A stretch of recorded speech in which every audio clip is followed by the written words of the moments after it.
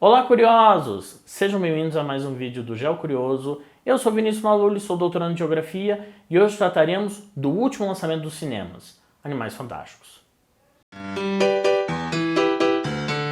Recentemente, eu fui ao cinema, assisti o filme como um Potterhead, mas fã da série que sou. Já deixo claro que não vai ter spoiler, mas algo me chamou a atenção, falei, eu tenho que trazer para o canal. Mas antes disso, não deixem de dar aquele like, compartilhar o vídeo. Canal novo, galera, qualquer ajuda é super bem-vinda, sempre. Logo no começo, tem uma sequência que me chamou muita atenção, que é o Newt fazendo o que ele faz de melhor, né? Um dos protagonistas do filme, que é ele indo atrás de um animal perdido num local muito ermo, inclusive muito relevante para o filme. Eu não vou falar quem é o animal, né, para não antecipar muita coisa, mas outros protagonistas também vão atrás desse animal, e que é um animal que ele é muito presente no filme, ou pelo menos ele está no começo, né? Ele aparece no meio e ele tem um papel de relevância no fim. E, de novo, esse animal está num lugar muito distante, muito perdido, enfim, e meio que só o Newt conseguiria achar. E isso me trouxe uma ideia de que é quase como uma artimanha que tem de conferir a esse animal um poder muito especial, dado o isolamento dele.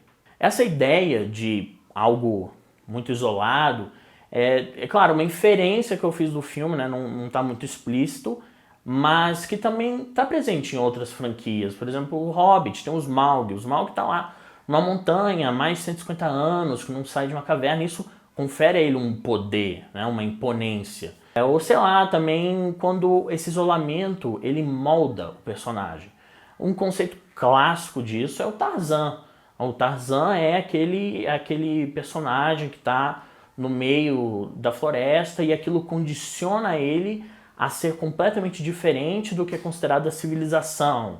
Né? O Tarzan é meio final do século XIX, no século XX, e ele é muito parecido com o meio que está ao redor dele. E justamente na geografia a gente tem muito esse debate há muito tempo, há com certeza mais de um século, que é a influência que o meio tem, é uma palavra muito usada nesses termos, tem sobre o ser humano, no caso, e o contrário.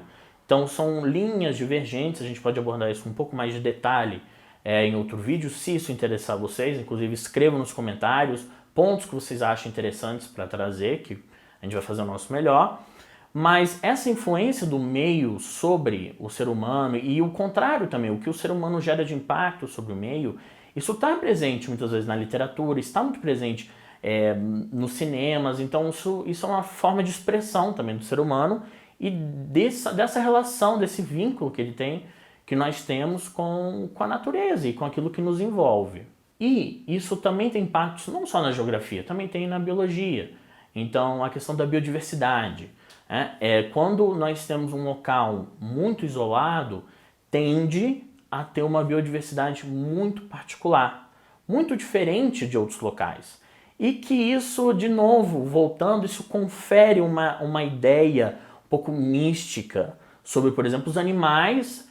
A gente pode usar o exemplo de Darwin, né, na teoria da evolução das espécies. Quando ele vai às Ilhas Galápagos, inclusive com muita dúvida do que ele ia achar, ele encontra uma biodiversidade nunca antes vista, ou muito própria do local. As Ilhas Galápagos, elas reuniam elementos, uma equação perfeita para ser um local muito único no planeta Terra e que vai, enfim, se desdobrar na ideia dele de que nós somos resultado de uma série de adaptações que tem a ver também com o meio que nos envolve. Para isso, nós temos um veio da geografia, mas que caminha pela biologia, engenheiros florestais, etc., que é a biogeografia.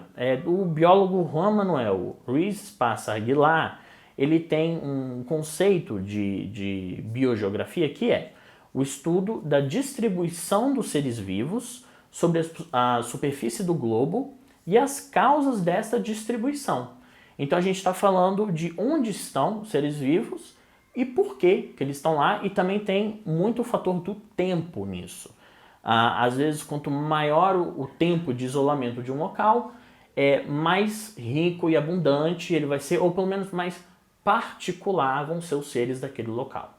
Portanto, é isso. Foi uma inferência que eu tive. A minha ideia dessa questão mágica muito forte, muito dinâmica, muito particular desse animal, que depois eu quero ver você escrevendo qual que é o animal, é dado um pouco pela paisagem do Newt chegando e depois do enredo, né, em volta daquilo, e também o tempo, né? Eles falam que está na hora, né, do nascimento desse ser.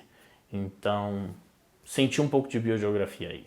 Bom, como sempre fazemos, fica a referência bibliográfica Biogeografia, Dinâmicas e Transformações da Natureza, de Adriano Figueiró, publicado pela editora Oficina de Textos em 2015. Obrigado pela sua audiência, ativa o sininho, faz aquela coisa toda que vocês sabem que vocês têm que fazer, e obrigado e até a próxima.